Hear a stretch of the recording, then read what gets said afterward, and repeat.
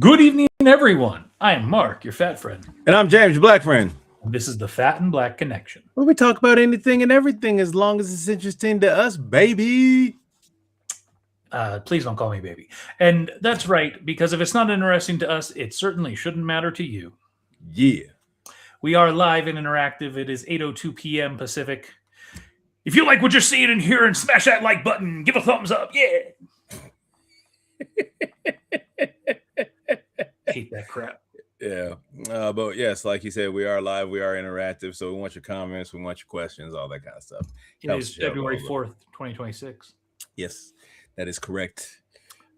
We are back. We are back.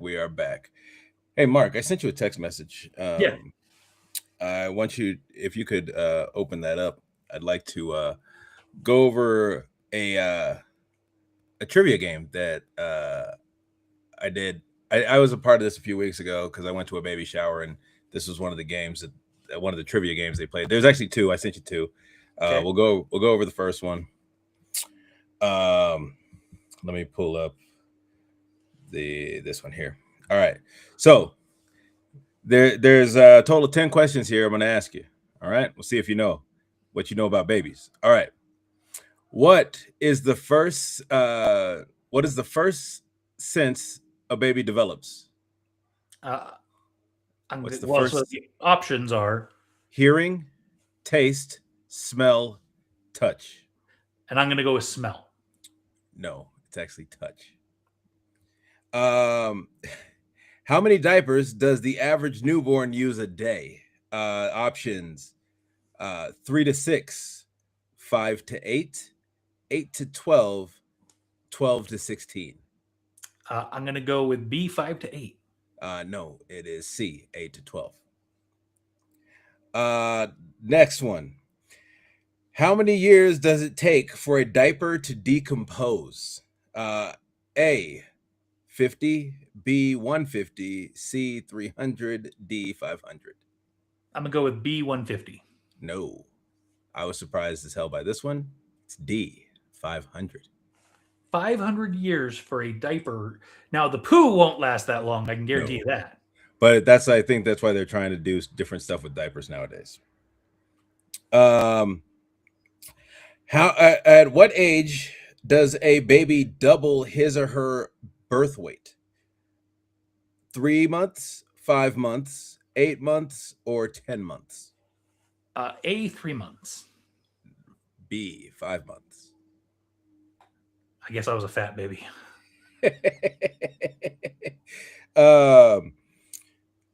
Okay, babies are born without which body part?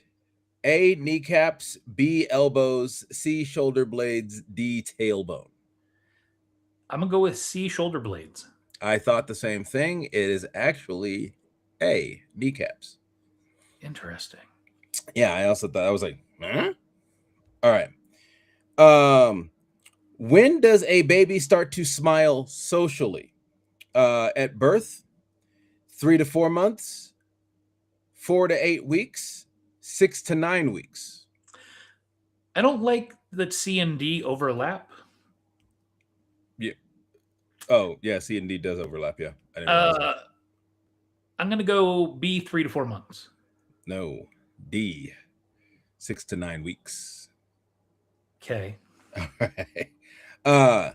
How many bones does a baby have at birth? A, 150, B, 206, C, 250, or D, 300? Well, I know it's not C or D because that would be more bones than the human. So I'm going to go with 150. Well, you'd also be wrong because remember, baby bones are a lot of stuff is broken up into pieces that come together over time. So that's actually 300. So we're talking about stuff that fuses later. Yeah, that's why that's question. That question is a little bit. Yeah, it's a little bit throws it off a little bit. Let's see. Number 8. How far can a newborn see most clearly? So, how far can a newborn baby see most clearly? I don't even understand that question, but okay. So, how far can they see at birth, basically, when as a newborn? 3 to 7 inches, 8 to 12 inches, 12 to 16 inches, or 18 to 24 inches. I'm going to go with 8 to 12. That is correct, sir. Got one. Yay! How many hours does the average newborn sleep in a 24-hour period? 8 hours, 10 hours, 14 hours, or 16 hours? This is in a 24-hour period. I'm going to go with D, 16. That is correct. That's 2 correct, sir. Very good. Now, this one is really weird because I was like, huh? The average toddler will take how many steps in a minute? 50, 98, 176, 220.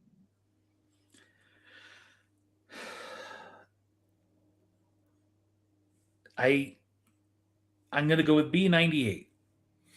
Yes, I also thought the same thing, but apparently it's 176. Now, I think the way that they determine that is because they're taking a lot of little steps, like when they're like moving, they're trying to get that footing and they're taking a bunch of little steps. Yeah, I took that into account, and I guess my thought more is on that question, is it early when they first start walking, or is it toddler like 3-year-old when they're fully walking? You know what I mean? Like, yeah, that's what I don't like the phrase toddler. Like, I wish it was right. a specific age. Right. So, like, because what are they starting a toddler at 2, or are they starting at like 1?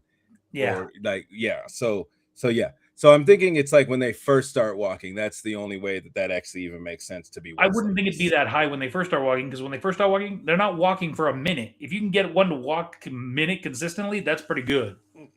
Yeah. Well, I think, yeah. Well, no, I think it's they're talking about like the little, I don't know how exactly they determine that, but they put a baby on a treadmill.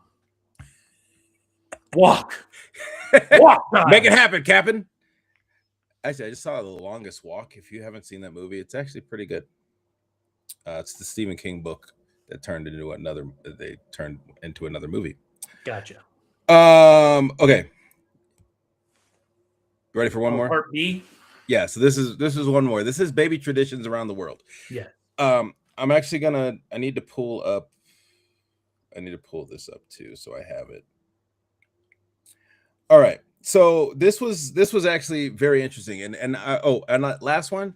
I will say that my girlfriend and her brother actually got 100% on that quiz. Did they make it? No, Oh, no. okay. And this one was actually real crazy, and I'll explain to you at the end. Okay, so this one is baby traditions around the world. So I'm just gonna go through each one, and I'll tell you what the tradition is. So one of in the Manchu area of China, it is thought that an ice bath will keep a child fit, help them sleep better, and cure rashes. So, in the Machu area of China, kids sleep in ice baths nightly. Uh, well, I don't know if that's nightly, but at least there it is thought that an ice bath will keep the child fit, help them sleep better, and cure rashes. So Maybe that's why you and I are fat, is because we didn't have ice baths as babies. it's very possible. um, in Poland, um, in Poland, it is considered unhealthy for a baby to have bare feet. So Okay, kids in sounds like a socks. wives' tale, but okay. Yeah. So, but that's it is considered unhealthy for a baby to have bare feet. So, as soon as that baby's coming out, boom, putting socks on that Baby booties. baby booties. And then in Nigeria, it is never acceptable to kiss a newborn's face, and that's even the parents can't kiss the newborn's face. So, Spreading disease. yeah, You want to give the baby AIDS? can't do that through kissing. You said Nigeria. Kissing the face, it's not still AIDS doesn't transmit different in Nigeria, dummy. Do they know that? They might not know that. But anyways, the next one is from Trinidad, which is actually where my girlfriend's parents are. That's where their parents came from. Were they born there? I don't remember. No, I think her mom was born there. I think her dad might have. No, I think her dad was born in New York. But anyways, but yeah, they both come from Trinidad. So in Trinidad, a special drink is given to new moms in the hospital that has cinnamon, sugar, and red food coloring. So this is a special drink given to new moms in the hospital. It has cinnamon, sugar, and red food coloring. So it's like a cookie drink. I don't know what it's for or whatnot, but actually, I don't know. It kind of sounds kind of delicious. Might have to figure out. Might have to find out how to make that and try it. Okay, in Turkey, the grandmother gives the baby its first bath. This gesture shows the new mom she's not alone in caring for the baby. Now, is it the mom's mom or the dad's mom? Um, in this case, I would probably guess it's the mom's mom.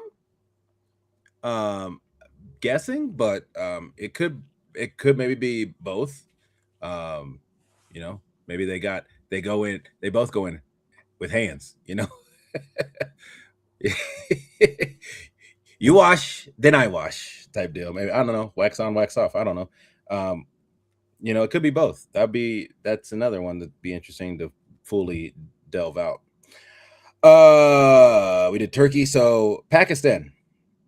In Pakistan, it is a tradition on the seventh day after the baby's after the seventh day. Wait, so on the seventh day after birth. Chris. No, the baby's head is shaven, and the hair is weighed, and an equal amount of silver or gold is given to charity. So it's not a lot. It's not a lot, Can you unless just give it to me? that'd be nice. I don't know. I've never. I mean, baby hair. I mean, unless they come out really hairy, I don't see that weighing a lot. So, but it's gold and silver has good value. So, might be a good amount, even with a little bit. I mean, I just did a base search and 25 to 30 grams. And just so we're clear, gold per gram right now is at about $155. Oh, yeah. So 155 times, let's go on the low end, 25 grams is $3,875. Yeah, no, so nothing small, but so even a little bit can go a long way. Let's go to Bali. Bali, it is believed that a baby must not touch the ground for the first 3 months of its life. That is insane. I mean, not really to me. I mean, it doesn't. It makes sense, but it also doesn't make sense. I mean, because actually, because stroller car. I don't know if they have car seats or whatever, but yeah, you're carrying. Yeah, you're pretty much carrying it everywhere. So yeah, that makes sense. Yeah, I mean, or it's like you have it laying down, and I could see putting it on the ground to just like look up at the ceiling, I guess. But generally, they're in a bassinet, they're in a bed, they're in a car seat, they're not strollers. Yeah, they're not. Yeah, they're not just sitting on the ground. Yeah. Yeah. No, so that makes sense. So yeah. So for the first 3 months is don't drop the baby is what it means. Yeah, 100%. Yeah, it's believed a baby must not touch the ground for the first 3 months of its life. In Sweden, babies take naps outside in the cold air to build immune systems. I knew that one when I looked at it. I knew that was Sweden because I'd heard of that. Oh, you had? Okay. Yeah. I was like, the alpine air. Huh? The alpine air. That sweet, sweet alpine air. Guatemala's guests are not allowed to visit the baby after 6 p.m. since it is said evening dew can make the baby sick. So if you're going to Guatemala to visit a baby, you got to do it before 6 p.m. I've never even heard of evening dew in my life, but I'm guessing it's a thing. Who goes to visit a baby? Usually you're going to visit the family and the baby is there. Right, but the same thing, which honestly is a good thing because that means you can kick people out. Sorry, it's 6 p.m. Get the hell out. Yeah, you overstayed your welcome. Yeah. Oh, you see that? Ding dong, 6 p.m. Time to go. 2 more. Finland. Baby's first bed is a cardboard box that the mother received full of essential baby gifts. So they put a baby in a box. Hey man, Jesus was in a manger. It's all right. That's true. That's very true. But but it's so the box it's probably a nice box because it's full of gifts and stuff. So there's probably some like blankets and stuff that they can put the baby on top of so that the box is comfortable. I'm just putting it in baby box. Yeah, baby box. And then the last one is Lithuania. In Lithuania, it is popular for babies to compete in a fastest crawler competition on June 1st. So that's all the crawlers out there. I swear I saw something like this I saw it in a Instagram post or YouTube short or something like that, where it's like the crawling competition where at a baseball game. It might have been a baseball game or something. Is it like the egg roll at the White House for Easter? Just pushing your baby down a hill. I don't know. I guess they're just but yeah, no, that's and so on that one, here's the crazy thing. I don't know how, but my uncle David got all those questions correct. All of them. Like most people got like 1 or 2. But yeah, he got all of them, and we were like, huh? And yeah, I don't know. He chalked it up to that he was in the Navy, but and he went to a lot of those. He went to a number of those. Strongest fighting men at sea. So he apparently learned a lot about baby traditions in other countries. In the Navy, where you can bang around the world all day, every day. What you got? Anything tonight? I do. So I'm gonna do this a la Podmas. Oh. So tonight, I test whether Super Bowl cheer comes from nostalgia or from Costco. Tonight's bottle is the Kirkland Signature Champagne Brut. Oh. Because nothing says classy celebration like bubbles that also come in bulk. Hey, bulk bubbles, bro. Now, let's be honest. When you hear Costco champagne, you either think, no way this is good, or I'm about to feel very financially responsible while drinking. 100%. And the wild thing is, Kirkland has a reputation for punching way above its belt. They do. Price-wise, this thing usually sits around the I can bring this to a party and not be mad if it disappears range. That already makes it dangerous. This was $19.99. What? This is a true champagne, not just sparkling wine. That means it's from the Champagne region of France. Right. Made using traditional methods, aka it had to work for those bubbles. Right. It's labeled Brut, so expect it to be dry not sugary sweet. Yep. This is not your New Year's Eve headache juice, at least not immediately. All right, I'm going to crack it open. And I will say... Does it have the cork on it, or is it the twist off top? I don't remember. I don't know yet. Oh. We'll find out shortly. I'm trying to figure out where... I don't even see a place for me to... Oh, okay, I'll just do that. Yeah. So, yeah, it looks like it's a full-blown cork. Nice. So I did a little bit more research before coming on the air tonight, and most people online are comparing this to either Moet and Chandon or my personal favorite, Veuve. Really? You know how much Veuve I drink. Oh.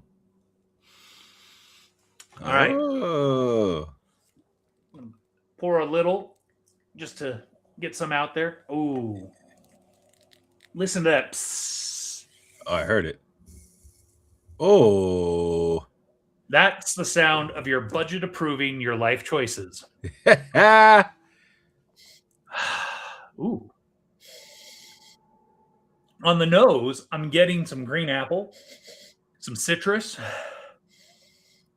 maybe a little pear. And there's a bready note that kind of screams, I fermented properly. Let's see.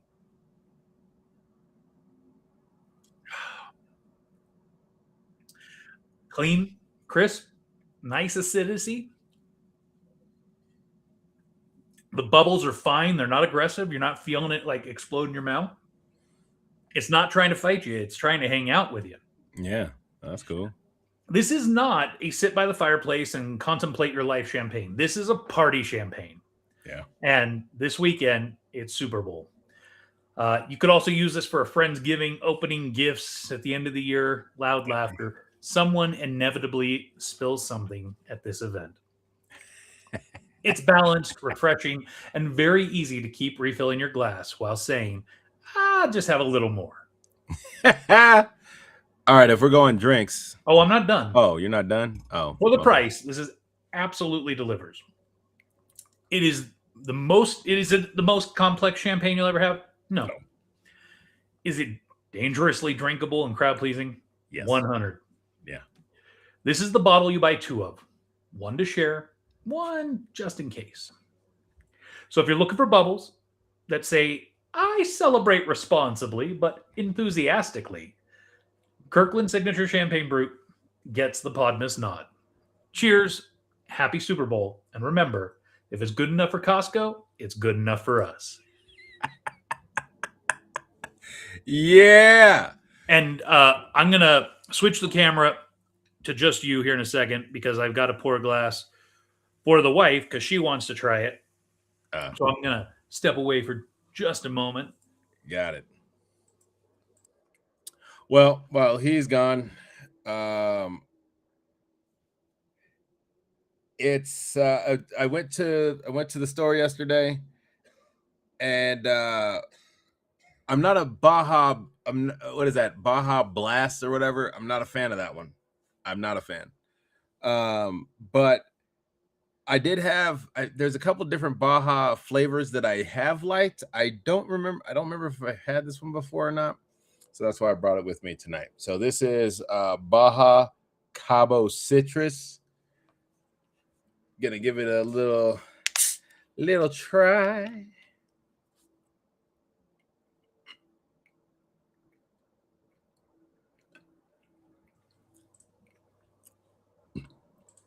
I probably won't get this again.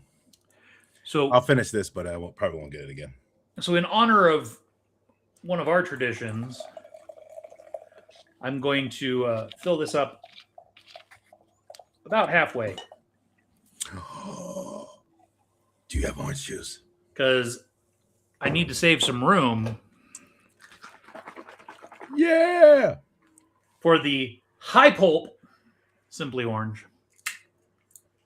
Now, truth be told, James and I, we used to celebrate Sundays with Mimosa Sundays. Mimosa Sunday. Additionally, we did find at Costco, they sell mimosas in a bottle now. And we had quite a few of them during the WrestleMania when I was down there. Yeah. So many that I actually had to go to the liquor store to buy more champagne and OJ. Yeah. We went through those pretty quickly. Yeah. And it's not that, to be clear, it's not like I was drunk or something. Like I think we bought 4 bottles. Yeah. And there was 3 of us drinking through them. Yeah. And they weren't super high alcohol content. No. And they go quick. Yeah. But to you. Cheers. Yeah, I was saying I had the Baja Blast Cabo Citrus. I'm not a big fan of the Baja Blast, the original. I do like the hard Baja Blast. That one was actually pretty good. But yeah, I'm not a fan. I don't really like this one either, but I'm going to finish it because I bought it. Oh, you actually had to pay for this one? Yeah, I got a Mr. Pibb for free yesterday. So you've got something to eat too, right? I do. Now, you probably remember years ago that Burger King had pie, like apple pie. No, I remember McDonald's always having apple pie. Okay, so Burger King used to have apple pies, but they were in a pie shape. They were like came in a pie box, and then you opened it, and there was an apple pie in there. They've now switched, so they have more of a McDonald's apple pie vibe. So this is a cinnamon apple pie. On the back it says sweetest pie, and it pretty much looks just like McDonald's apple pie. Now, I haven't had McDonald's apple pie in quite some time, but I give this a try. I heated it up. I saved it because I got a little bit earlier today, but I saved it for the show, so I heated it up. It's not quite as hot as when I got it fresh out, but that sounded delicious. Oh, that crunch, man! Like I put it. So I actually use Gemini on my phone, and I was like, "Hey, how do I reheat a Burger King apple pie?" And it was like 350, 2 minutes in the air fryer, and from like best crunch. And oh man, for sure, best crunch, bro. Yeah, but does it taste good? Mm-hmm. It is good. Better than McDonald's apple pie, from what you can recall? From what I recall, it's on par. It might actually be a little bit better. Interesting. I got why. Yeah, this Burger King apple pie is pretty fire. Interesting. I'm not a big apple pie guy. If I am having apple pie, it needs to have a slice of cheddar cheese on top. No. You haven't tried it. Don't knock it. I would have, again, I'm not an apple pie guy. I would have never thought it'd be a thing that I was down for. But oh yeah, there was this guy that I watch on YouTube. He tries food that people tell him to try, and he tried that. So yeah, I'll have to do it eventually. I'll do it eventually. Man, it sounds really good though. Like I said, I might not ever like if I get one of these again, I'll probably just wait and put it in the air fryer again because I don't even know if it'll come out this crunch. Maybe next time I'll have to try it. I was gonna say you gotta at least try it fresh to see if it's because maybe it's not as good fresh. Maybe, and you got to put it in the air fryer. Maybe I need to do a taste, and I also maybe need to do a taste test with a McDonald's one too. Blind taste test. That's true. Have to have somebody, we'll figure it out. So our cruise to the Bahamas is only 410 days away. Hooray! That's right, ladies and gentlemen. We are going to the Bahamas on the Norwegian Dawn out of Jacksonville, Florida, March 21st of next year. I thought it's very appropriate as we're talking about drinks and everything. Last week we did deep dive on the Norwegian NCL's private island, the Great Stirrup Key. Key. Some pronounce it Key, some pronounce it K. Not quite sure which one it is. Yeah. Regardless, it looks fun. So I thought tonight, let's talk about the alcohol. Blame it on the alcohol. Now, here's the thing I'm going to preface as we start talking about this. There are a lot of people that are upset about this new program for Free at Sea and Free at Sea Plus. I understand where they're coming from, and I personally am a little bit frustrated by some of this. However, at the end of the day, Norwegian is a business, and they are in the business of making money for their shareholders. So that's what it all boils down to at the end of the day. And if people are willing to pay for this thing, then I believe very firmly in two things. One, you vote with your feet. If you don't believe, if things are not the way you would like them to be where you live, move. Vote with your feet. And then also let businesses know with your money if you support them or not. Pretty simple. Complaining about it isn't going to do anything. Just don't spend money there if you have a serious problem with it. I don't have enough of a problem with it because I do think that there's still enough benefits and perks at Norwegian that I'm going to keep with them for now. So let's dive in. Let's look at the Free at Sea Unlimited Open Bar. So as being a part of our group cruise, I'm going to switch the angle here. Being a part of our group cruise, you will have Free at Sea Unlimited Open Bar, not Free at Sea Plus. You'll have to pay for that if you want it. But these are the spirits that are included, which are 45% more premium brands across every category. You got the vodkas. Go. All right, we got the Rika Small Batch, the Stoli, the original Grey Goose. Was that Chopin, potato vodka, Belvedere, Tito's Handmade, Kettle One, Absolute, and Sky. Are the different flavors of Absolute and Sky, or is it just? I mean, I've seen different flavors on the bars. I'm assuming they just didn't list them all off. That makes sense. Next up, we've got some gins. We've got Ford's London Dry, Citadel Gin de Franc, Hendrick's Scotland Gin, 66 by Norwegian Organic Gin, in partnership with Bodegas Hidalgo La Guintana, Spain, Bombay Sapphire, and Tanqueray Special. In that tequila, we got the Casamigos Blanco, Mezcal, Montelobos. Montelobos Espadin, 66 by Norwegian Reposado, that Patron Silver, that 1800 Reposado, and Cazadores Anejo. Yes. Anejo. We've got quite a bit of rum, James, because there is a rum bar on board.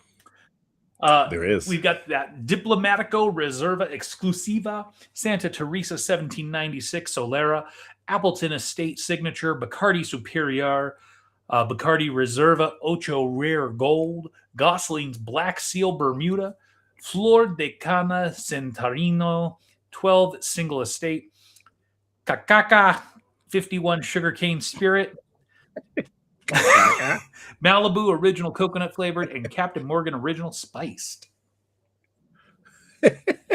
They combine the Scotch, whiskey, and bourbons all together. So I'll do that, and then I'll do the first half, and then you'll finish out with the last four, as well as the brandies and cognacs. So for the Scotch, whiskey, and bourbon, we got that Irish Bushmills Original, Suntory. Suntory. Huh? Oh, Suntory Talkie, Japanese. Sure. Yeah, did I say that right? All right.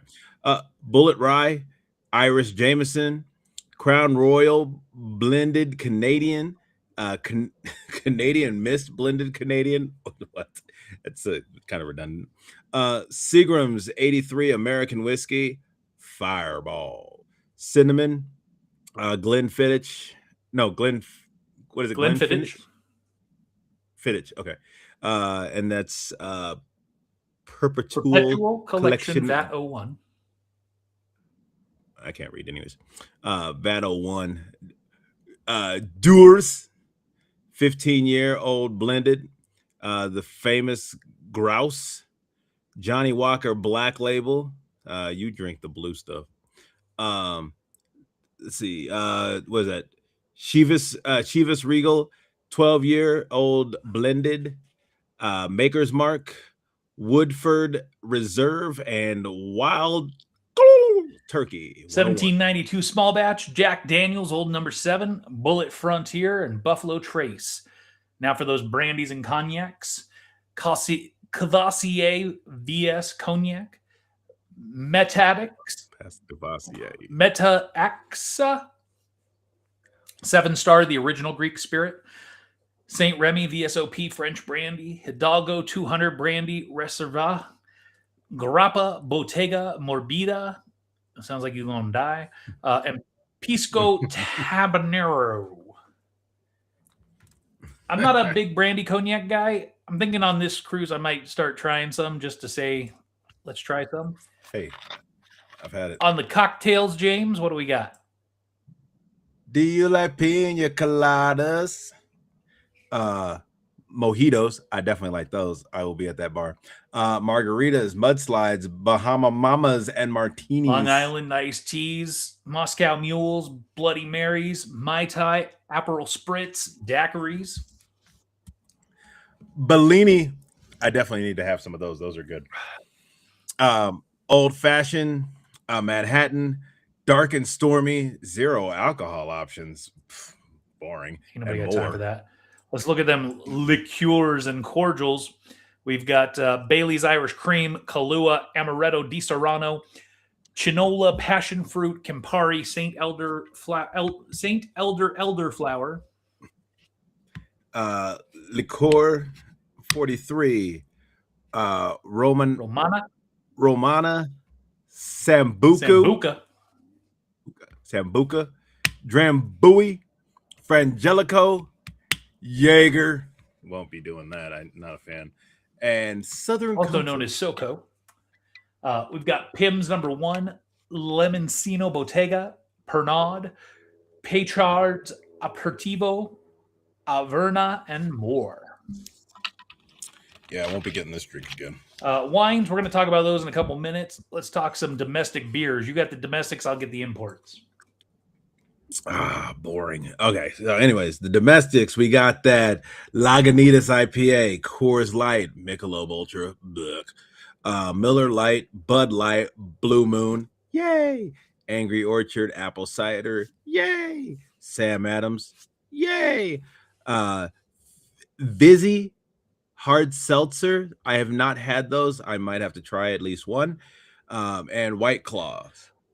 If you want to get white girl wasted out there. We've got that Hogarden wheat beer, Belgian triple Carmelite, San Miguel, Leffe Blonde, Carlsberg, Strongbow Cider, Corona Extra, Modelo Especial, Calique Bahamian Lager, Heineken 0.0, Stella Artois, Estrella, damn, gluten-free. I might have to try that Bohemian beer just because They actually have a bar on the island. Oh, okay. Yeah, I might have to try that out. But yeah, no, I think hey, does this one have they don't have that bar like we went to on the Bliss, right? Which one? The beer bar? the No, beer bar they do that we not went on to. this one. Oh, okay. Oh well. I don't anyways. think. I mean, we haven't done the deep dive yet, but Right. So in the more refreshers, I'm not sure exactly what that is. I'm guessing it might be some just kind of drinks with fruit and stuff, like the Starbucks ones. But they have sodas, tonics, juices, pure energy drinks, pure sports drinks, and pure sugar-free now drinks. all of that is included when you're in our group cruise. Boom. So all you got to do is sign up, call Ian, get on board, and you're going to have access to all of this at no additional cost. Yeah. However, there's a but the thing we talked about before is free at C+. And free at C+ is going to get you some additional perks and benefits. One of those is getting you access to all your alcohol on the private island. Otherwise, you're going to be paying for that separate. Yeah. And it gets you access to the upgraded free at C+ alcohol selections. So you get everything that's up there, plus all of this. What we got there? Gin. Monkey 47. What is that? Schwarzwald. I thought I can't even read that. I'm gonna go with Schwarzwald. Schwarzwald dry on the tequila. Give it to him. We got Herradura Añejo, Patron Añejo, Don Julio Blanco. Yeah, and that rum, we got that Flor de Cana 15-year Echo and Zapaka. Zacapa. Zacapa. Zapaka 23. Give him the cognac. We got Hennessy VS Cognac, Remy Martin VSOP Cognac, and Hennessy XO Cognac.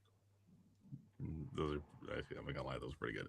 And the Scotch whiskey and bourbons, we got Glenn Levitt Founders Reserve Single Malt, Johnny Walker Gold Label Scotch.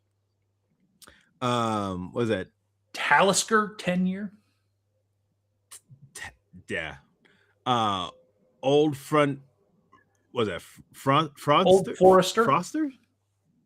Oh, is that Forest? Oh, I guess it is. Old Forester, 1897 bottles in bold bond is this whiskey. One more clear. Oh, yeah, that's way clear. Yeah, there we go. I like that one. We got the Old Forester. Yes, okay. So there's a couple Old Foresters. So there's Old Forester 1910 old fine whiskey and Old Forester 1920 Prohibition style bourbon. Oh, speakeasies. And then Old Forester 1870 original batch bourbon. We got that 1792 full proof bourbon. Whiskey, Whistle Pig Rye 10-year, red breast Irish, and the Macallan 12-year-old single malt. We got Scotch whiskey, I think that's a continuation of the Macallan. Oh, maybe that is. Yeah, single malt Scotch whiskey. Okay. We got Johnny Walker 18-year-old Scotch, Suntory Hibiki Harmony Japanese. That stuff I love. Blanton Small Batch Single Barrel Straight Bourbon. W.L. Weller Special Reserve Kentucky Straight Bourbon Whiskey. E.H. Taylor Small Batch. And for some cordials, we've got Grand Marnier, Benedict Dom, Cointreau, Chambord, and Absinthe. I'm bored. And here's the important part to also call out. Yes, everything included with the free at sea and these editions. It's premium wines and champagnes by the glass, with over 50 labels from our signature collection and 40% off all other bottles. All Starbucks coffee and specialty coffees from Starbucks locations and restaurants. 1 drink per visit. Red Bull energy drinks and fresh juices are available. This is the part that is important. Well, the next part is also important because you need to break up your drinking. But unlimited open bar at Great Stirrup Cay, and this says where applicable. And this cruise, it is one of those, because if you don't have this, you are paying for your drinks on the island, even if you have the free at sea. If you have the regular free at sea, you still have to pay for your drinks. This is free at sea plus. Again, it's basically $50 per day per person. So 5-day cruise comes out to be how much, Mark? So $250 per person additional. So, and don't forget that Dasani water at the bar, and the Aquapana and Pellegrino in restaurants. Right. So those are also free to you with this. If you do not have this, otherwise you're just getting that tap water. Get that regular, yeah. So next up that I wanted to call out, and this is where it gets a little frustrating for a lot of people. They've now got what they call their connoisseur selection. So guests with free at sea or free at sea plus unlimited open bar will receive $15 off the listed price for ultra premium brands in our connoisseur selections, including brands like Johnny Walker Blue, Cloth, Azul Tequila, Louis Trey Cognac, Opus One, and more. And here's where I'm a little annoyed. If I have free at sea or free at sea plus, I get 15 off. So there's no additional benefit for having that free at sea plus. Paying that extra $50 a day, I'm not getting any additional benefit for any of these items. That's a little frustrating. The other thing that's a little bit frustrating is, even if I have the free at sea, I'm still getting $15 off on the connoisseur selection. Now, let's say you wanted something from the free at sea plus selection and you had the regular free at sea, you could do that. You get $15 off whatever those prices are. So, again, Johnny Walker Blue is something, and most of the stuff that is listed here used to be something included on the premium open bar. The Louis Trey was not, and nor should it be. Louis Trey is, about $1,600 a bottle. And so I absolutely understand that not being included, giving me shots of Louis Trey. But Johnny Walker Blue, which generally runs around $50 for a shot or an ounce, ounce and a half, that used to be included at the higher end alcohol package. It is not anymore. So I'm a little bit bitter. Now, here's where a lot of people are really pissed, though. It's the wine. And I'm going to, give me a second, I'm going to switch over to the wines here. Now, unfortunately, NCL has not posted their wine list online since like 2016. Mm-hmm. However, somebody just went on a cruise last week and went to some bars and took pictures of the wine lists that were available. So just looking at these, we're not going to read through every single one, but you'll notice that these have a by the glass or by the bottle. So in this case, if you have the free at sea plus, like we will, then by the glass it's included, and by the bottle you get 40% off, right? Mm-hmm. And there are, these, and actually these wines are included on the lower program. Okay. The extra dry and spark. Okay, yeah. Well, there's some, Yeah. I'm not gonna poo-poo this list. There's some decent stuff on here. No. But the next page is where we get into what they call the signature selection, and this is where guests with the free at sea, normal free at sea, they're going to get a $15 discount on anything here. So, for example, the first item listed 66 by Norwegian Extra Dry Prosecco. That one, it's $18 if you have. So they're only paying like $3. Correct. Okay. If you have free at sea plus, these are all included. Okay. Now, near the bottom, you'll see it. There's some higher dollar ones, right? That are 55 for a glass. And this, where does that say 55 for a glass? I see. Yeah. Oh, at the very bottom. I'm sorry. Okay, at the very bottom. Now you'll see Opus 1 is on here, and so this one actually might not be the most recent version. This was in 25.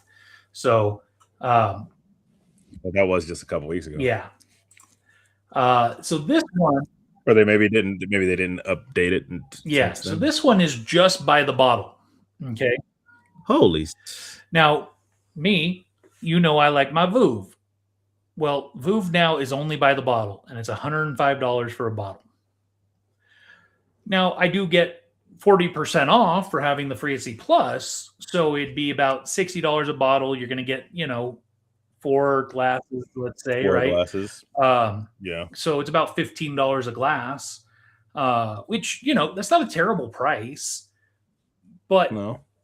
Before I could drink all the Vouv I wanted, it was included. So I'm a little butthurt. Little butthurt. Yeah. What's that? 625? That's Cristal. Oh. Okay. Yes. And what's and Dom Perignon at 400? At 390. At 395. Yep. What's that 250 one down there? That's a Chardonnay from Burgundy, France. Oh, okay. And then you got that. Was that Far or something from Napa? 150. So all this stuff is 40% off if you have the free at sea plus. If you only have regular free at sea, you get $15 off. Oh, yeah. And there's one more page. So here's some more, including the Chateau Lafayette Rothschild. How much is that? $150.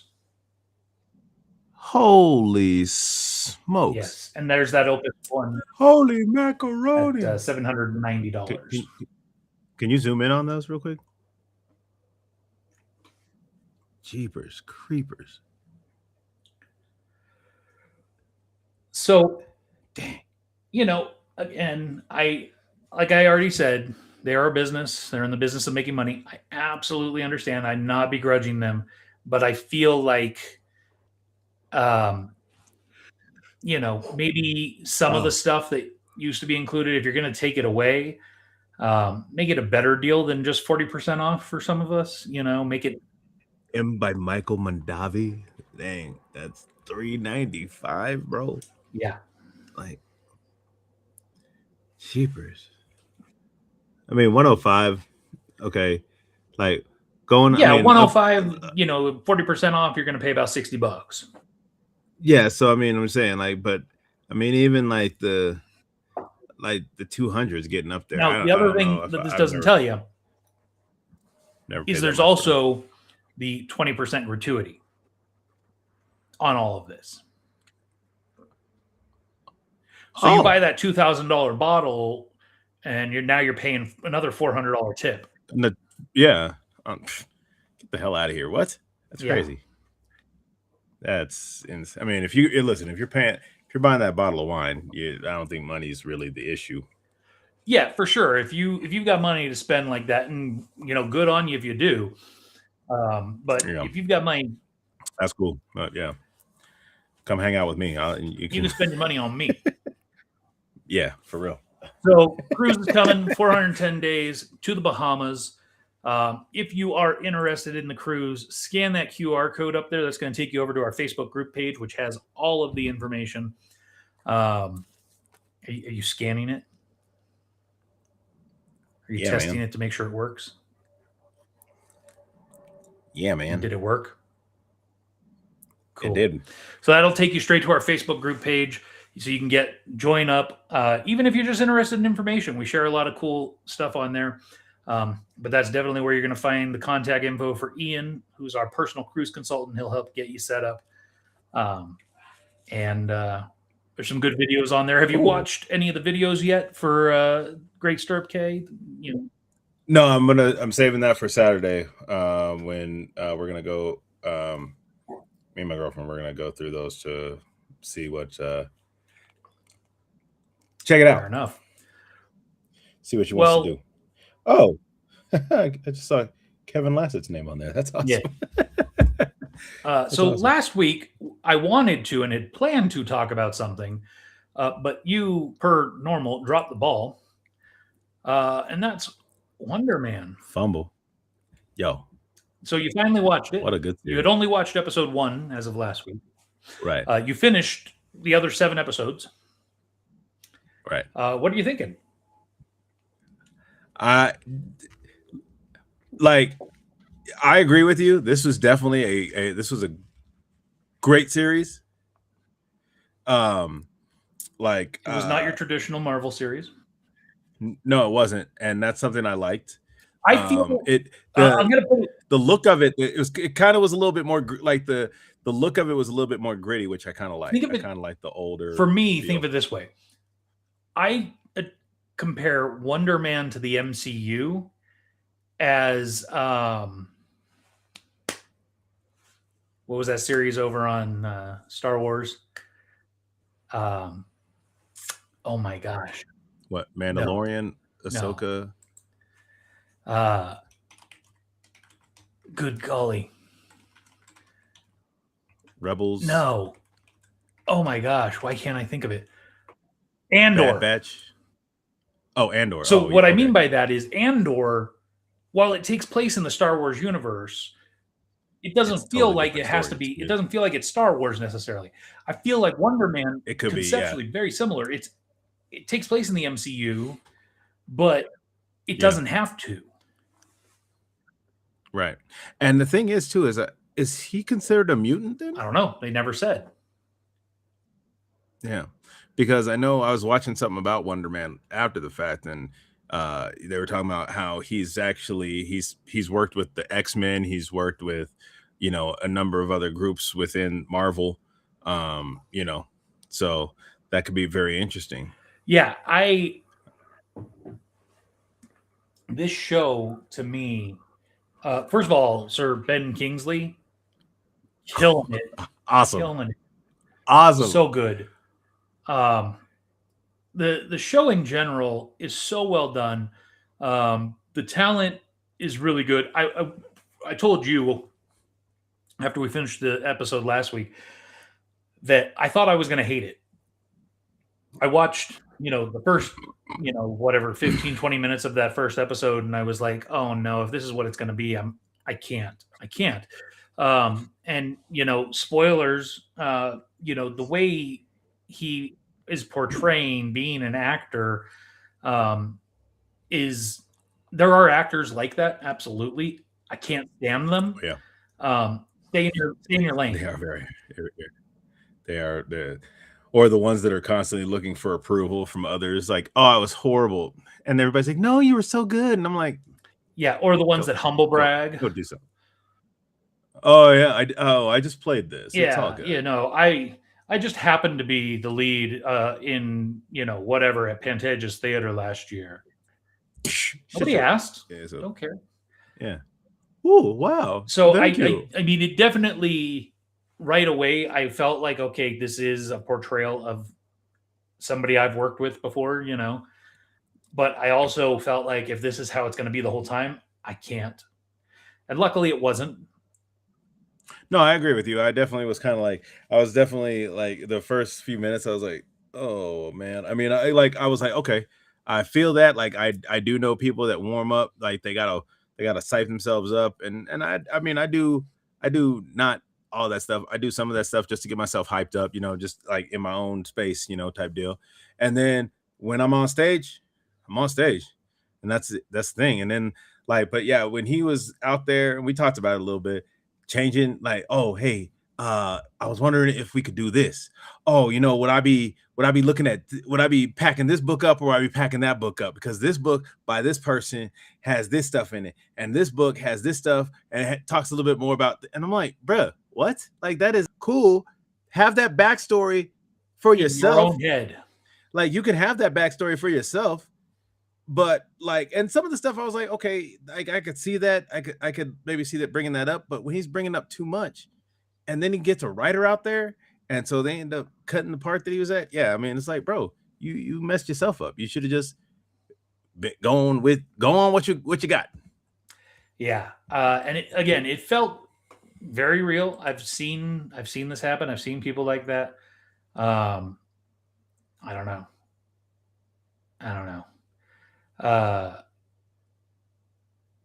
so, uh, anyways, moving on. The show, and I think I said this to you last week off the air, that it it was good to begin with. Like by the end of episode one, I was okay, and episode two was good. But we're really, I feel like, took it to another gear and continued to excel the rest of the series. Was in episode four, which is titled Doorman, Yeah. which is a character in the Marvel comic universe. It threw me at first because I was like, why is this shot in black and white? And at first, it bugged me that almost the whole episode was that way. But I got it because it was meant to. Yeah, it was meant to be a story. It was like Historical, telling why we are where we are, right? And the interesting thing was, going into the series, they had already kind of conveyed that super powered people weren't allowed to be in Hollywood, in the film industry and stuff. And so we didn't know why. Yeah, and actually, there's a little flashback to, or like, I think it's before that episode where they talk. There's the oh, I didn't have any more. I ran out of the doorman contract, or whatever this called, the doorman thing. Insurance. Yeah, so I need you to just sign here to say that you don't have any superpowers or whatever. Yeah. And so episode four, finally, we get the backstory on what happened as to why superpowered people are no longer allowed to be in the film industry.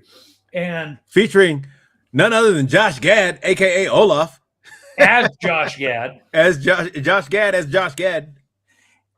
And also singing as Olaf, with a very different version of In Summer. Yeah. Adult version, if you will. Yeah, with that techno beat behind it. I would love to find that. I hope they make that downloadable. But that episode as a whole was like really well done. It was very engaging, and it really helped to explain why we are where we are. Oh, also featuring Mario Lopez. That's true. That's true. AC Slater had a moment. Yeah. Couple of them. And again, I think from that point forward, the series just got better and better and better. I think my favorite episode probably was the callback. Yeah. Because, man, I thought that thing was going to go south. And, one of the things I think I mentioned to you, maybe I didn't, but the whole series, I could have predicted everything that happened because it happened exactly as I would have laid it out if I was writing it, more or less. And so there was nothing that was terribly surprising until that episode, because I actually thought, oh, crap, maybe I'm wrong. Maybe this isn't going to happen.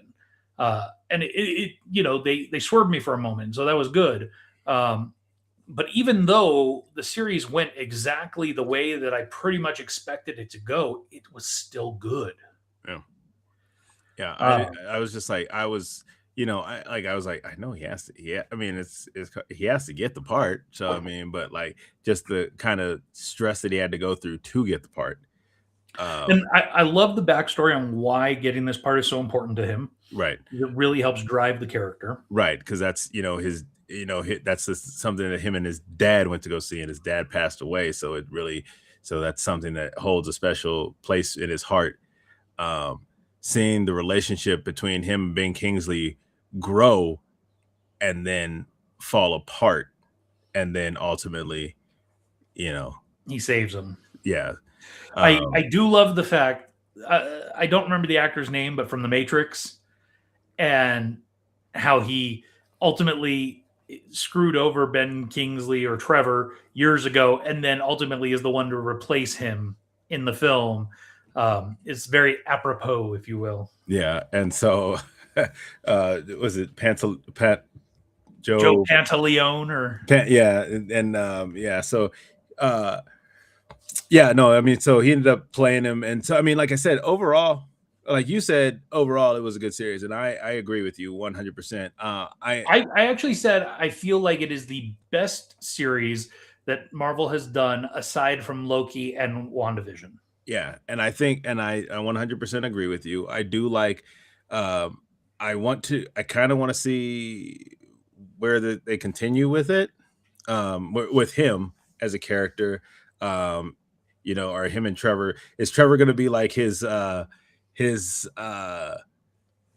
like Oracle type, like the one that is maybe like looking up stuff and helping him out with that kind of thing, or because I mean, the way that, because he knew that he pissed him off. He knew that he pissed him off, and so he had to kind of cover for him. And when he turned back into the I mean, he did blow up a film studio, right, or well, at no, least a a lot. soundstage. Yes, He blew up the soundstage, yes, not the yeah. But and pretty much have put the whole town in a blackout. yeah, but the lights came back on soon after. So, but yeah, like but then him coming out as the Mandarin was so that was so cool. I loved it. I was like, oh, he's done it. It's awesome. America, You have you thought, forgotten about me? yeah. Oh, Oh man, like it just gave me that when I first saw it, I was just like, because I thought for real, like like they were gonna do the Mandarin thing, like in from the old school Iron Man cartoons and stuff like that. It was actually the Mandarin, but this was just like this fake thing, and we have the 7 rings, but 10, but okay. or 7. Did I say 7 rings? I'm at 10 rings, yeah. And that's but that we have that in Shang-Chi. So, which as a Shang-Chi. did I say Shang-Chi? Yeah. Yeah, that's what I meant. Anyway, but like what I'm saying is like to kind of just have a recall moment of the first time we saw it was pretty cool. Was pretty cool as a cover up, situation. Well, and especially, and I saw that coming a mile away, Oh, especially I knew when I knew it throughout had the to whole happen. series they just kept bringing it up. Oh, Everybody why who do would meet him, hey, why where do do I I know know? you from? Aren't you the Mandarin? I Aren't you? love Yeah, you. yeah.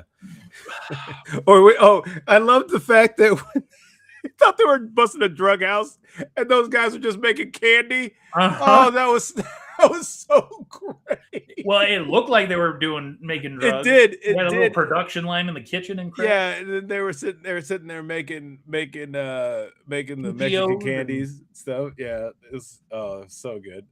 Hey, try a peach ring.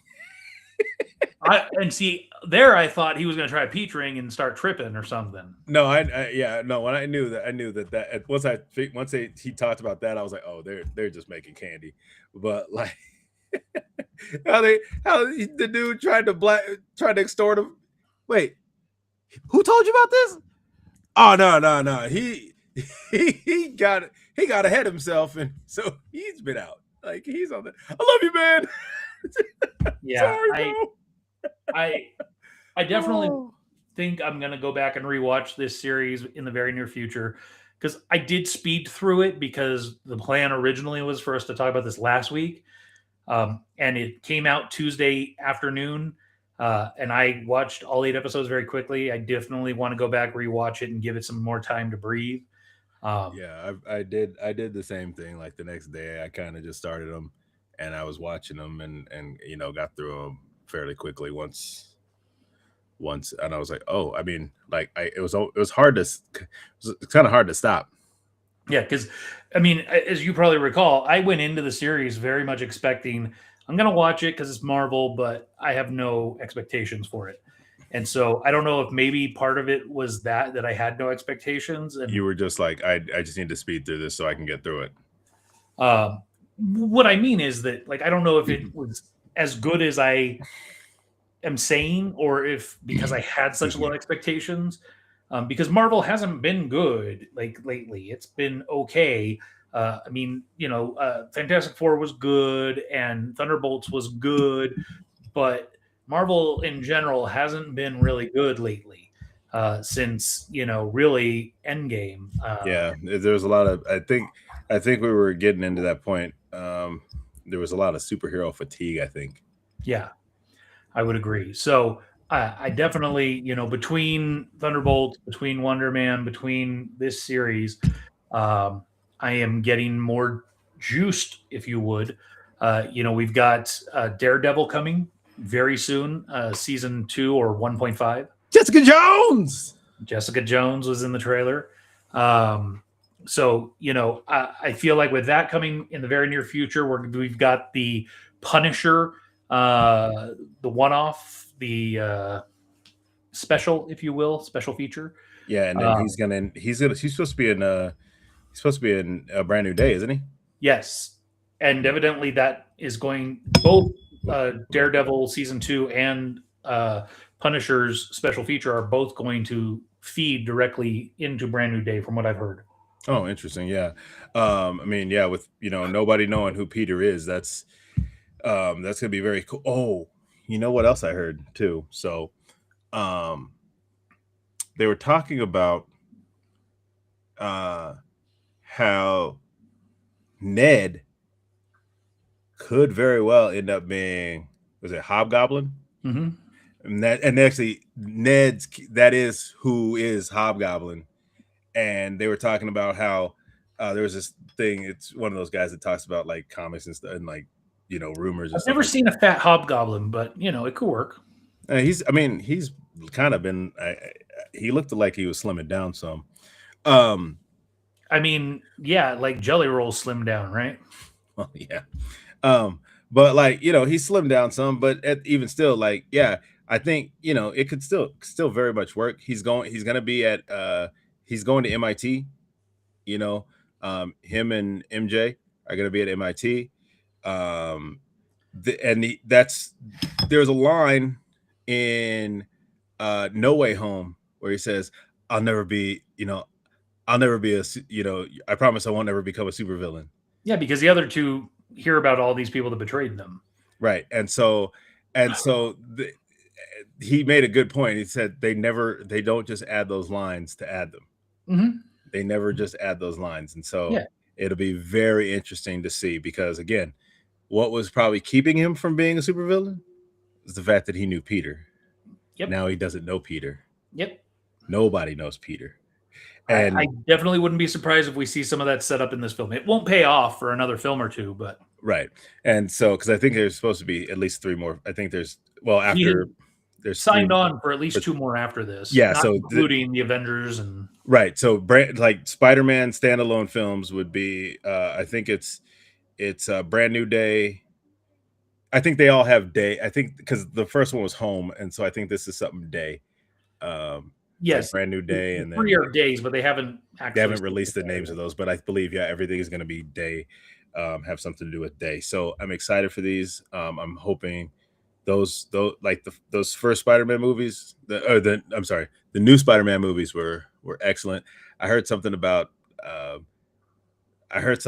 they might be bringing some other people in, but I was like, nah, we don't need Toby, we don't need Andrew again.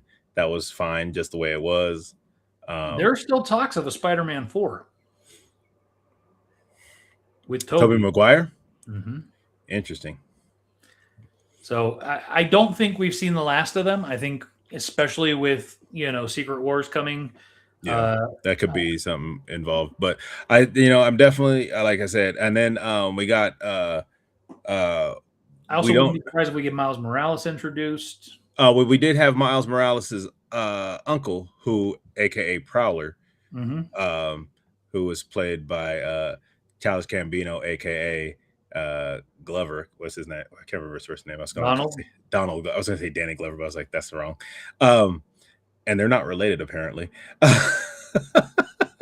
But yeah, so they had him in the first Homecoming, I believe it was. Yes. Yeah.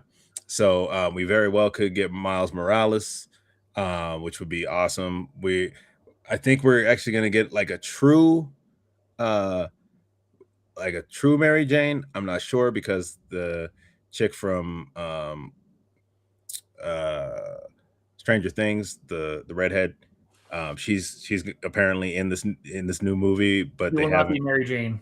Oh, okay. Well, I can tell you who she is if you want to know. kind of do. She will be Jean Grey. Huh? Okay, whatever. Mark Anyways, my words. okay. Well, they did say they don't. They Mark my words. and they did. Oh, that could be a segment. But yeah, so yeah. Anyways, but yeah, no, like I'm super interested for these. I'm excited for the next few movies to come out.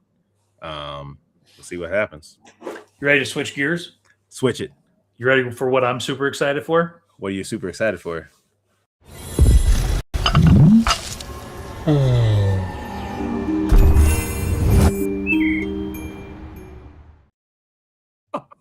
What?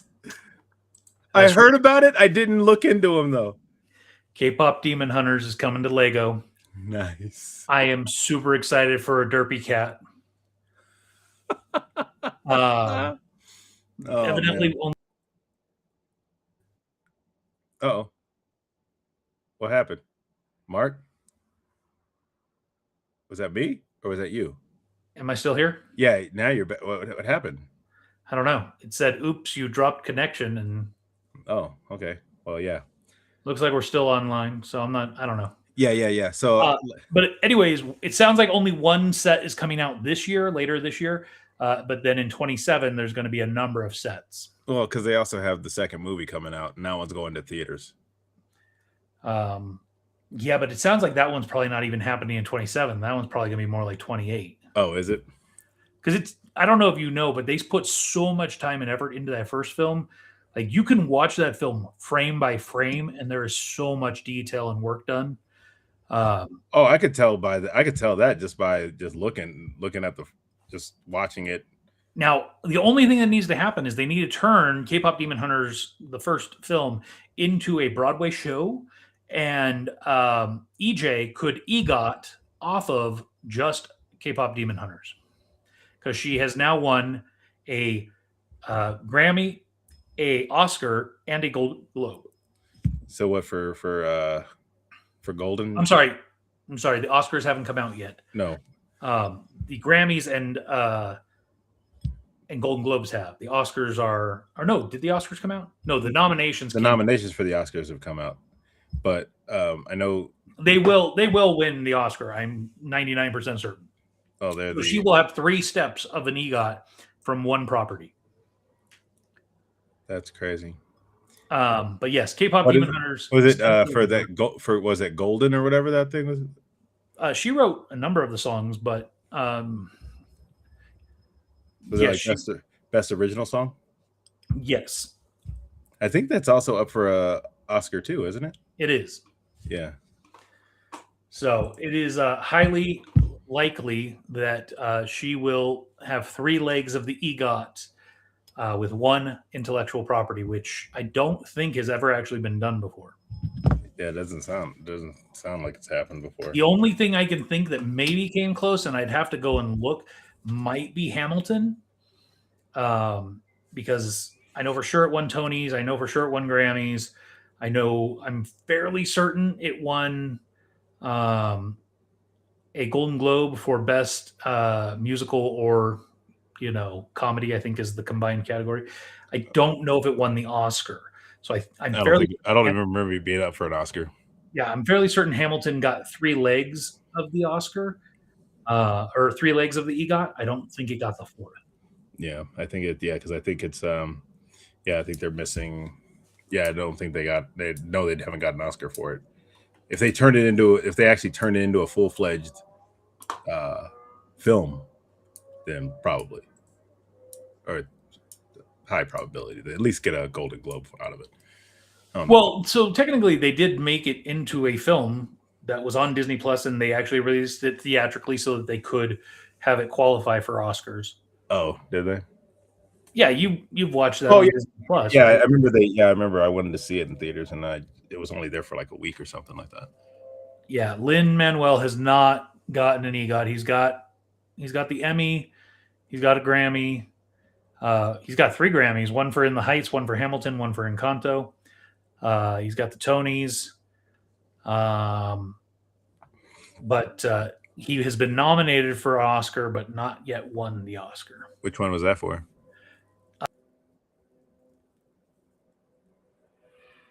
Uh-oh.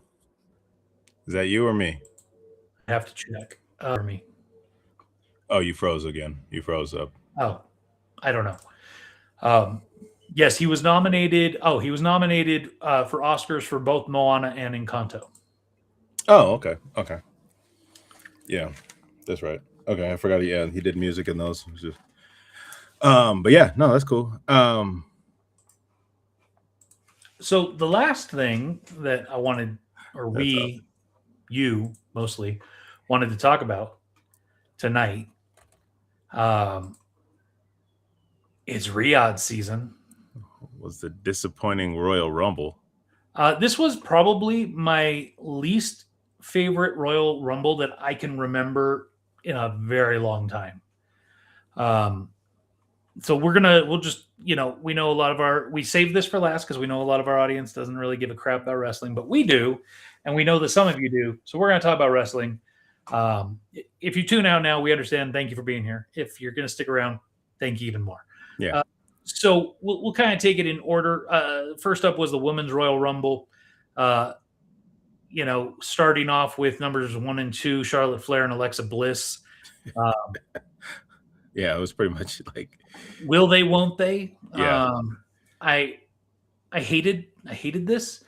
It felt like a waste of a minute and a half that, they just were trying to figure out, okay, how do we get by this without splitting these two up already? So that we can tell a story later where we still split them up. But I hated Alexa Bliss's exit. It felt untimely and unnecessary at that point. Well, I think it also kind of was pushing that, are they going to, trying to make that divide again? Because it looked like Charlotte was she kicked Nia Jax, but Nia Jax was holding on to Alexa Bliss, and Charlotte tried to grab Alexa Bliss and missed. Yeah, running through some of the next entrants: Kiana James, Whoop-de-Woo, Nia Jax, Ivy Nile, Lola Vice, Candice LeRae, Jordan Grace, who I felt like kind of got shafted in this one. Yeah. Becky Lynch. It's been happening a lot for me and for her. I just think that it's kind of just been almost a waste. Yeah, number 10, Sol Ruka, who had a fantastic Rumble.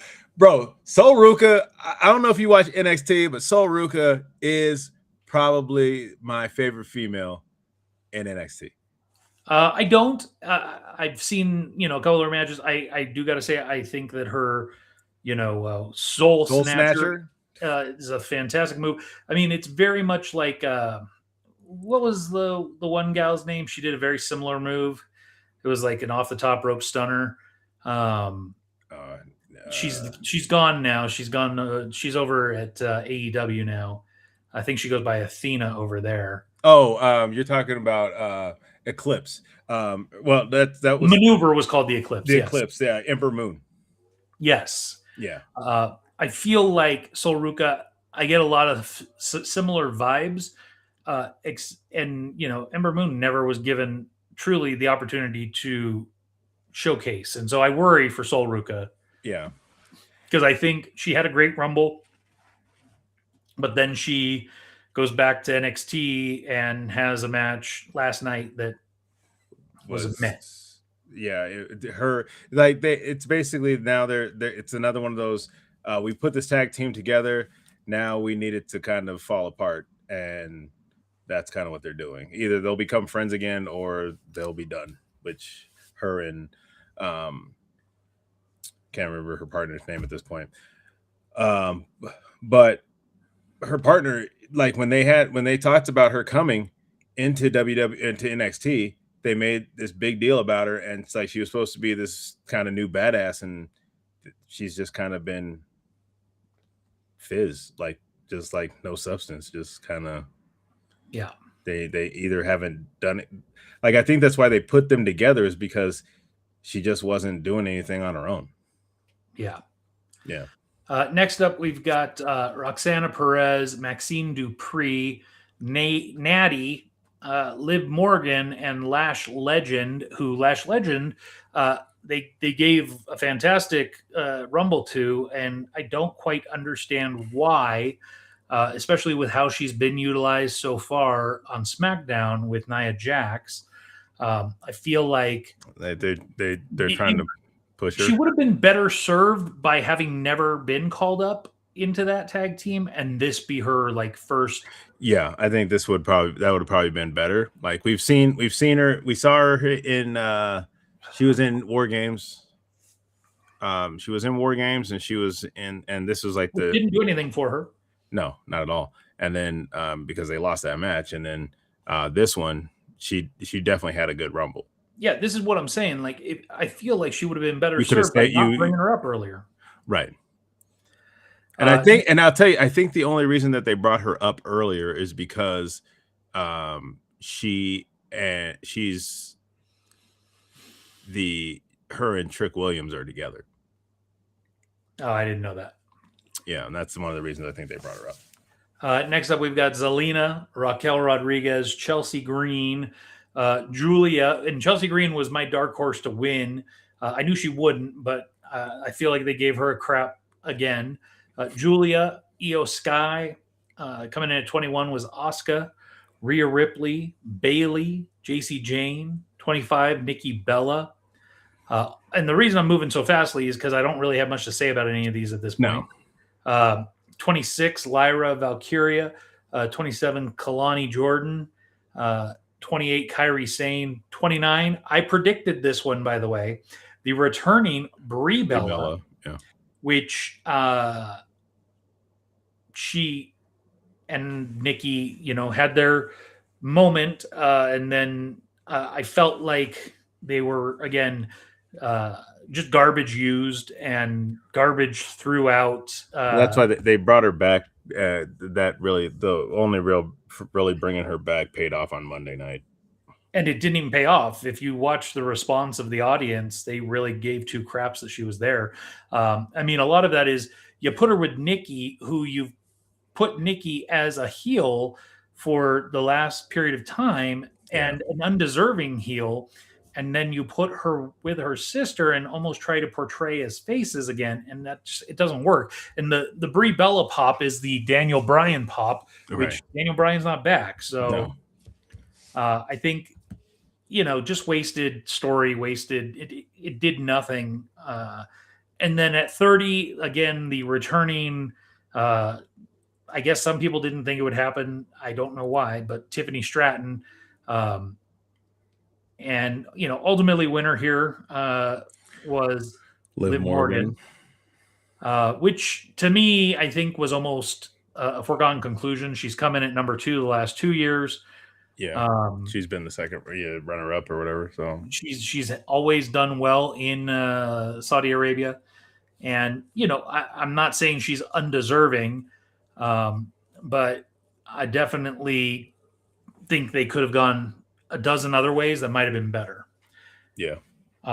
Because all it's doing is it's a setup to, between what's been going on with Finn Balor, they're obviously destroying Judgment Day. They need Judgment Day should have been destroyed a while back. I don't disagree, but now it feels a little too forced. Well, I mean, like the whole thing with her throwing out Raquel Rodriguez, and then kind of Then what happened on Monday with Raquel? not help her, telling her to stay in the back, and then her coming out anyways, and resulting in Raquel losing. That doesn't help. So yeah. And then So next up, is there any more you want to talk about with the Women's Royal Rumble? No. Okay. Next up, we had AJ Styles in a retirement match with Gunther. I Garbage. did not see this coming a mile away. Garbage. I didn't think AJ was going to go all year. No, I thought, but I didn't think it would just be like, I thought they would give him maybe like more of the year, but like through WrestleMania, not cutting him off at the beginning of the road to WrestleMania. Yeah, but by all accounts, AJ about a year ago started saying 2026 was going to be the end. I knew that. No. Specifically, the Royal Rumble, he wanted to end where he started. Oh, really? Yeah.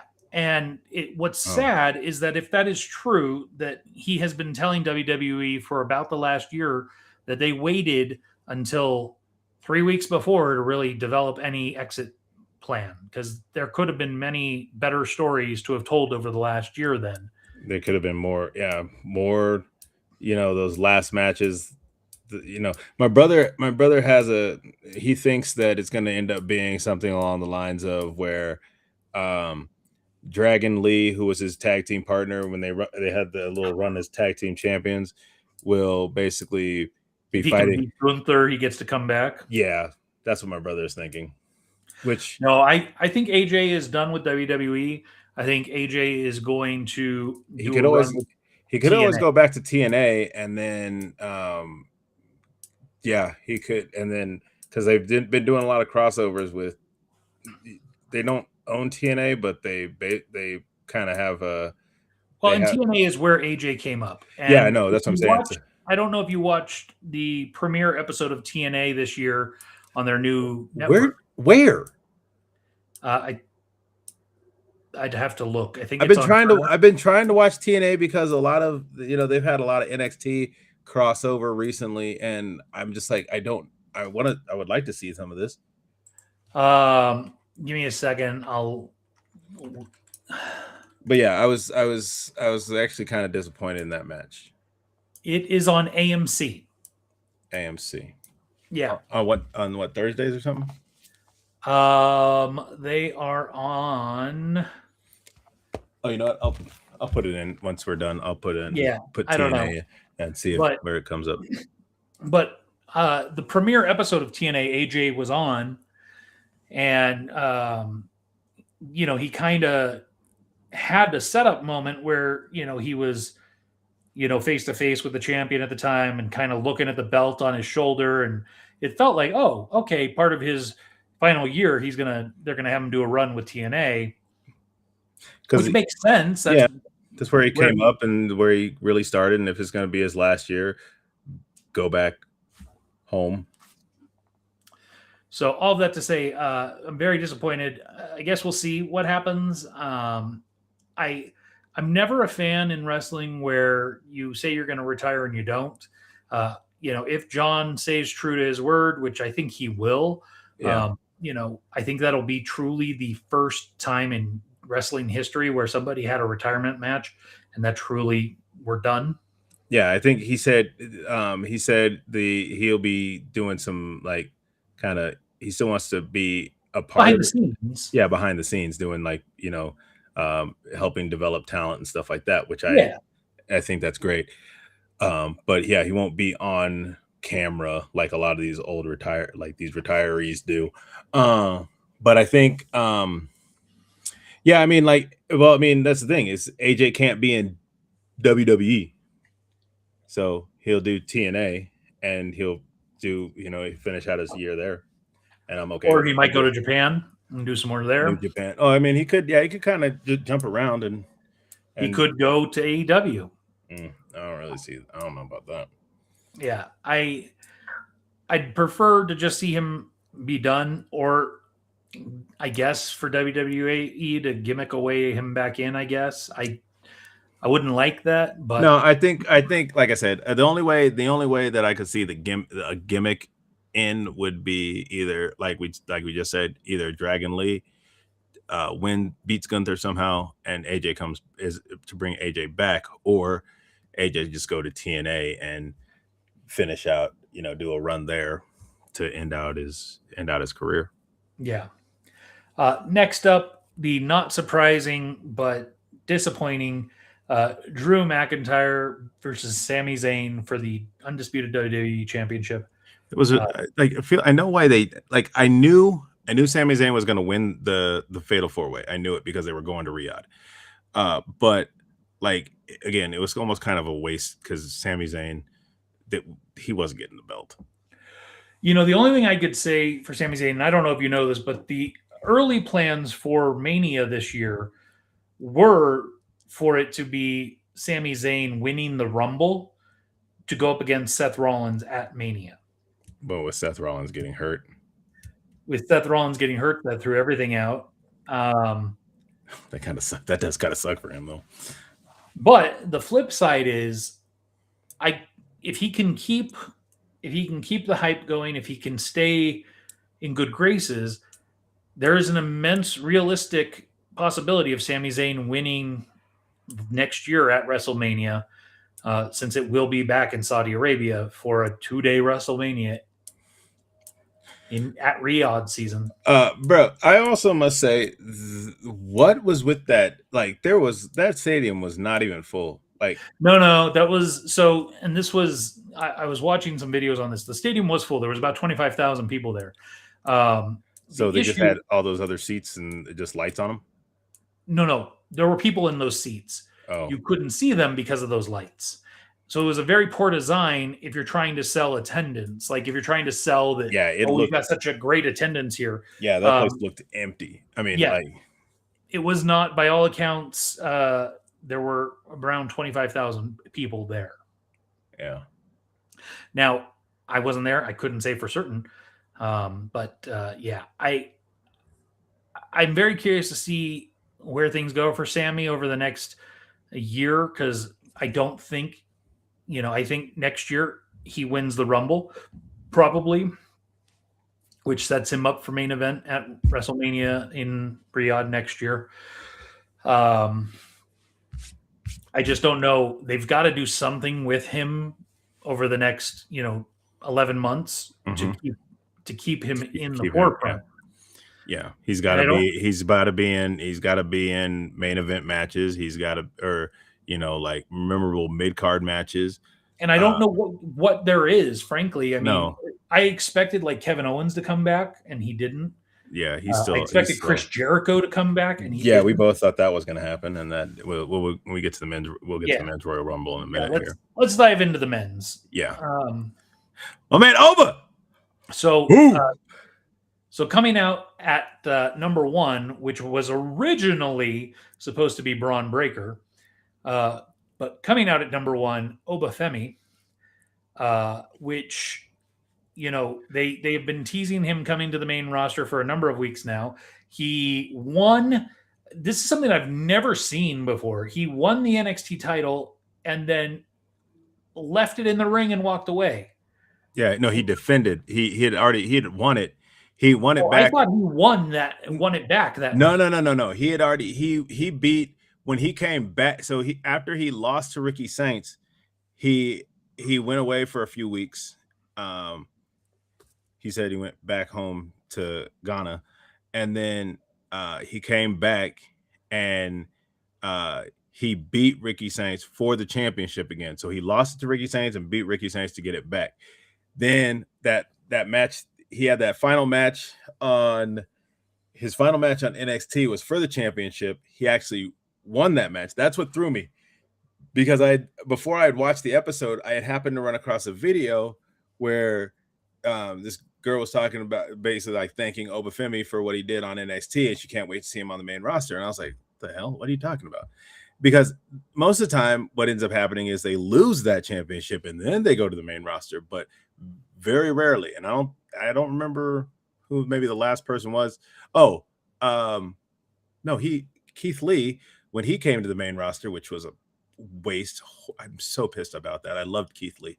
But when he actually, I think, lost the championship before he came to the main roster. Bobby Roode lost the title and then came up. Yeah, so I mean, there's been a number of people, but I've never seen anyone win and leave it in the ring and walk away. Which cool. I guess that's his way of saying I'm too good for this. Which, they are posing him to be. Well, it was pretty much. Listen, after that match that he had with Cody Rhodes, on Saturday night's main event, and Drew McIntyre ruining that. I mean, like, I think it was inevitable that he had to come up because that match was good. Yeah, and by all means, I think he has star power, but my fear for him is that he's just the next what was his name? Feed Me More. Oh, Ryback? Yeah. No, I think he's actually got more. He's more talented than Ryback, honestly. I think so too. But if we start seeing him in squash match after squash match where he's facing 2 or 3 guys at the same time, it's who did that? But it wasn't Ryback. There was another guy that did that before. There have been a number of big guys that they've tried to be the next. They did that with Braun Strowman. They did that with a number of guys to kind of set them up to be the next Brock Lesnar, if you will. They put them in these, and they always throw those little guys at them. It's like, why would you? But like this, I mean, he actually wasn't even supposed to be. I don't even think it was. Was it a match? Like when he came out and fought the War Raiders? No, he just came out and started bashing heads. Oh, okay, yeah. So he just came out and just was throwing people around. Which I don't know why they're doing that to the War Raiders. Whatever. I mean, it was bad for the War Raiders, and I don't think it did anything to help him. I think, well, I mean, and personally, it just shows that he's willing to go up against these big guys and not have might handedly. So he'll probably end up having a match with both of them or Igar or whatever, one of them at some point, probably in the next week or so. I don't know. So or he's just going to come out and just throw tag teams around. Ultimately, he came out and got in the ring. Yep. You get past number 1. And then Braun Breaker came out at number 2 and didn't even make it to the ring before Adam Pearce came out in a hood and curb stomped him. That's what I was saying. I was saying if it's Adam Pearce, he was moving way too good to be Adam Pearce, though. Adam Pearce was a wrestler, man. I know he was a wrestler, but he was a decent one. So he was moving a little too good for to be Adam Pearce. Who do you think it was? Oh, I don't know who it was, but all I know is that I know it wasn't Rollins. But I did like the fact that he was like, the last time somebody was in a hood, it was Austin Theory. Austin Theory. It wasn't Austin Theory. That dude was too jacked. No. So I think it was Adam Pearce. We'll see. We don't know yet. Yeah. At first, I was like, "Oh snap! It is Jericho. He's going to come out at number 2. He's going to like curb stomp, drop, and then nothing. And then whoever it was threw him in the ring, and then Oba quickly disposed of him, and Braun Breaker proceeded to lose his mind. Yes. So next, I'm just going to blow through some of this. Yep. We got Solo Sikoa, thrown out. Rey Mysterio, thrown out. Rusev, returning Rusev. Was he that early? Yes. Oh, okay. Returning Rusev. He was around for a little while in the match. Not really. Not long. He got nothing. Like, why have somebody return if you're just gonna like? He'd already come back, but he hadn't been around for a little while. Yeah. I mean, he's been out for last month or so. Right. I don't even know why. Matt Cardona, thrown out. Damian Priest. He was in for a while. Now, Javon Evans, bro, that guy was bouncy. He had a great. Yeah, he was the Iron Man. He was in there for what, 40 minutes, 40 some odd minutes? 46 minutes. Yeah, man. Javon Edwards, man, I'm telling you, I have absolutely I liked him on NXT. When we got to see him at what was what's the one NXT Takeover? Yeah, Takeover. Yeah, man, that boy, he is absolutely lives up to the moniker. That boy bouncy, and like, man, just seeing it live is crazy. But man, he's gonna be around for a while, and he's young too. He's like only 21. I mean, if he can, like, the problem with guys like him is that they get injured a lot. Yeah, so if he can proceed to stay healthy, he just needs to not go the Jeff Hardy route. Oh yeah, absolutely. Like, you don't always have to, like, every once in a while he needs to, and I think he did at one point in NXT, but like, get your wrestle game up. You don't always have to high fly. If you can, keep it on the ground sometimes, and I think you'll impress people that way too, to show that you can actually grapple and show that, you definitely use your high flying when needed, but step your grapple game up. Next up, wasted spot, Mr. Iguana. Everybody, but a lot of people like Mr. Iguana, so no, I get it. It's a pop moment, but yeah. Trick Williams, he was fine. He had them lemon pepper peppers, or lemon pepper steppers. Probably the most disappointing out of who's here, Cody Rhodes. Yeah, this whole thing with him and McIntyre, it's like, bro, just stop it. Here comes your number 2 match for WrestleMania Day 1. El Grande Americano, followed by the original El Grande. So what was his name when he was with Gunther? I don't know. Tiffany Stratton's boyfriend at the time. Yeah, Ludwig Kaiser. Yeah, and then Chad Gable. So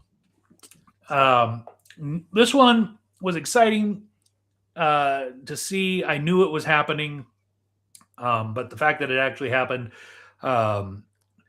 Powerhouse Hobbs, or now named Royce Keys. Yeah, he's from TNA. Yes, but he's also a Palo Alto guy. He was in Big Time Wrestling. He was also in All Pro Wrestling. And he was actually somebody we tried to work with to get to KaboomCon. Right. Jeff told me about that. But he wanted quite a bit of, wanted some paper. That's one way of putting it. And he'd probably only want more now that he's got that WWE contract. Yeah.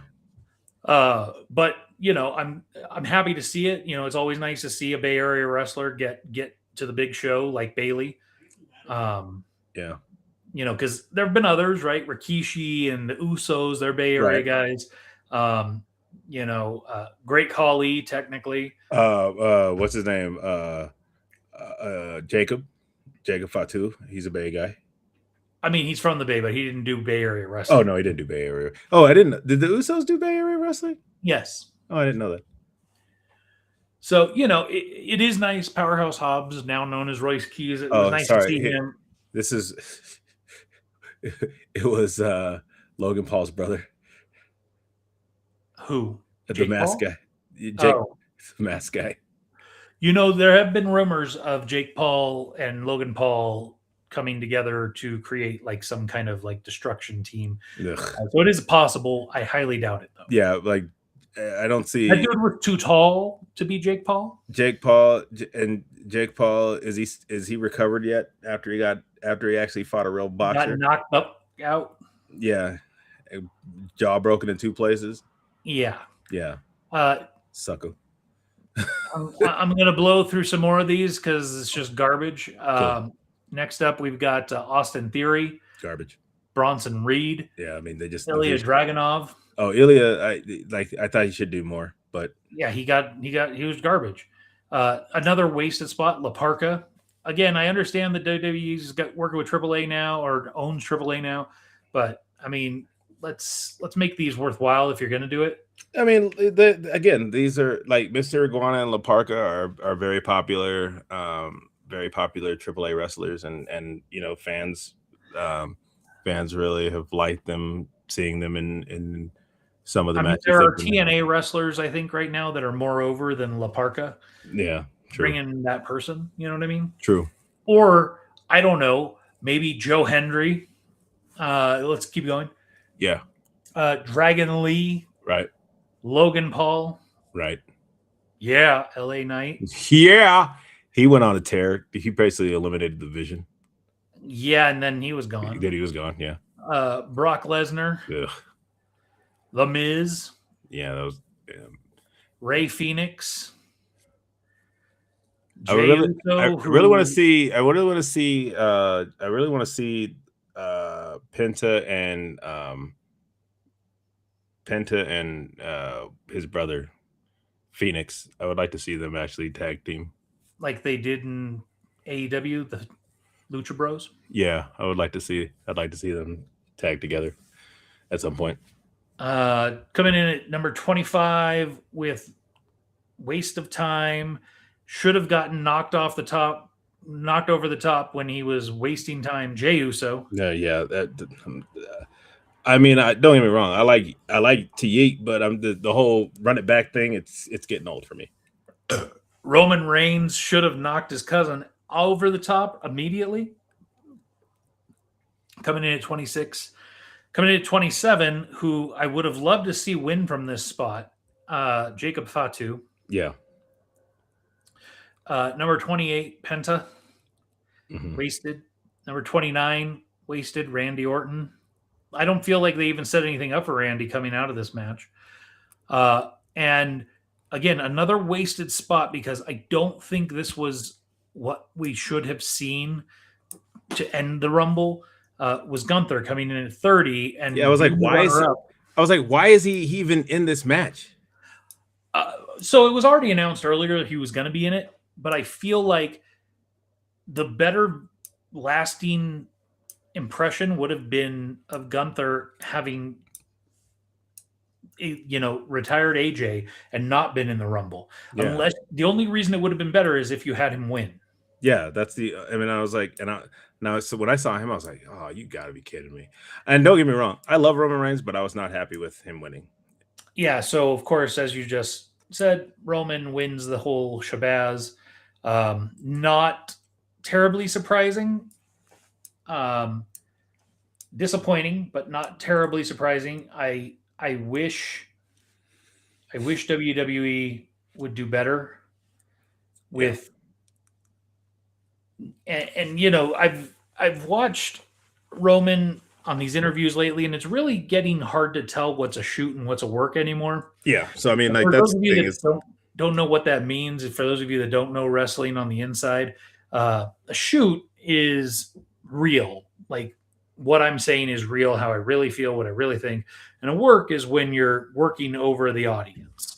And there are some things that Roman and others have said lately on interviews on like Pat McAfee show and stuff, where it almost feels like it's a shoot, but I'm thinking it's a work. Yeah.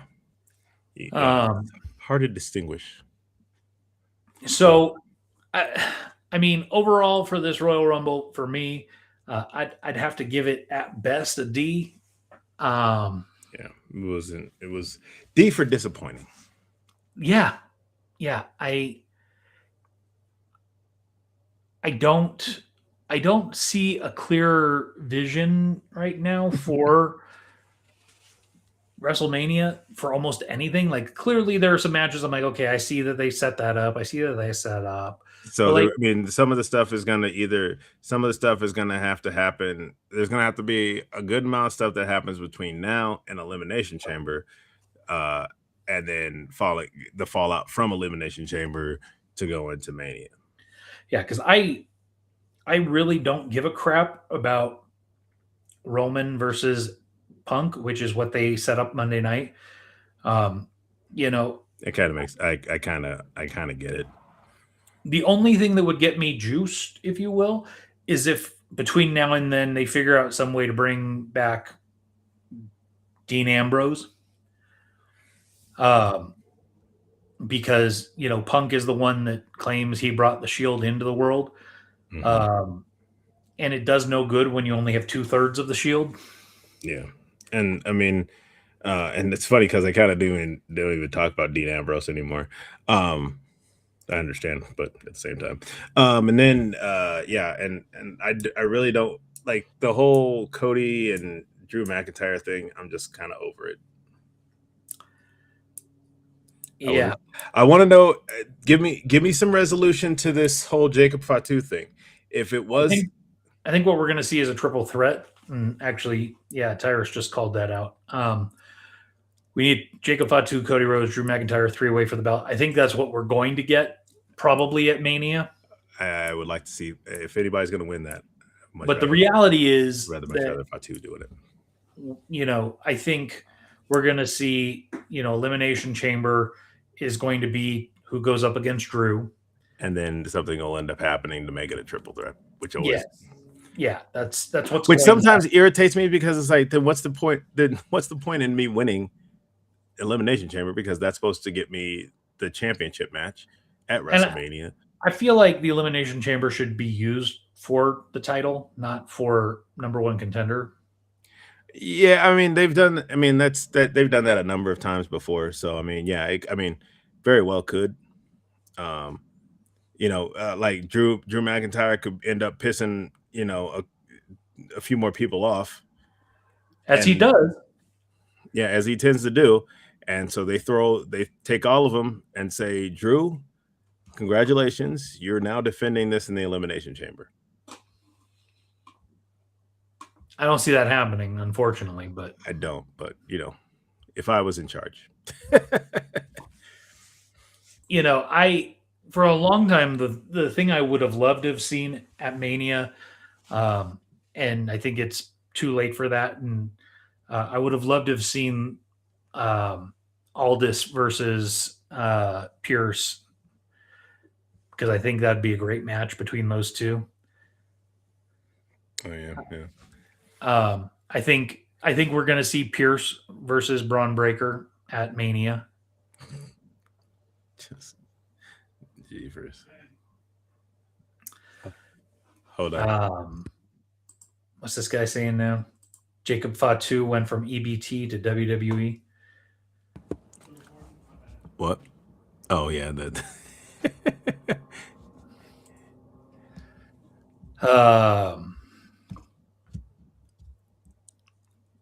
Anyways. Yeah. Anyway. You got anything else? Nope. I think we're wrapping this up. I'm good. Yeah, I'm good too. Thanks, everybody. We'll see y'all next time. Yeah. Bye. Bye. Bye-bye.